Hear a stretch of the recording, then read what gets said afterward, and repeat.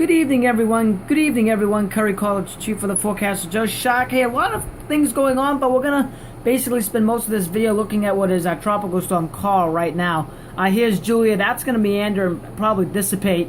What was Ian's going to dissipate and head further north, and then this here that's X in the Gulf of Mexico is not going to develop, and this here may develop down the road, but we're going to spend a lot of time on Karl because that seems to be the biggest issue right now.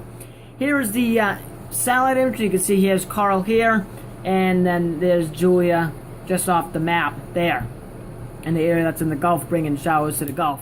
Here is the track and intensity forecast I just put out for Karl as it moves west along the ridge up to the north of it.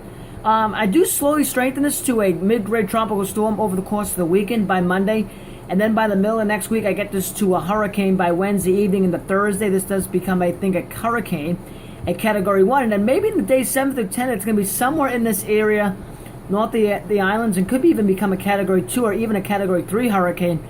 But then the European, there's a lot of mild divergence here. Some of the members bring it close to the U.S., while most of the members bring this out and potentially most likely threaten the island of Bermuda in about 11 to 12 days.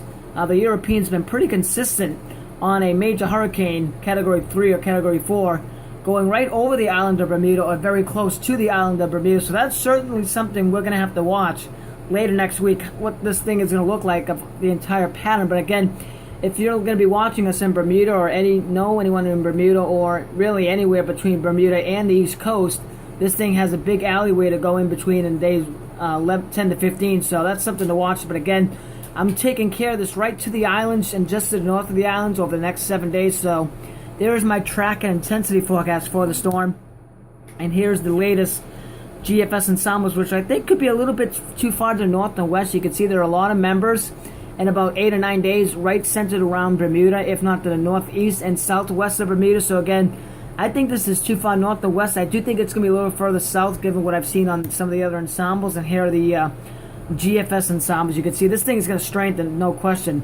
But again, how far north or south is it going to be in about a week? But again, Karl's definitely a storm to watch, and there are the Canadian ensembles, which are no help at all. I think the Canadian is not going to be useless right now past about 3 days. But again, Karl is the main one to watch and probably has a shot to become a major hurricane in the longer term. That's it for now, and thank you for watching.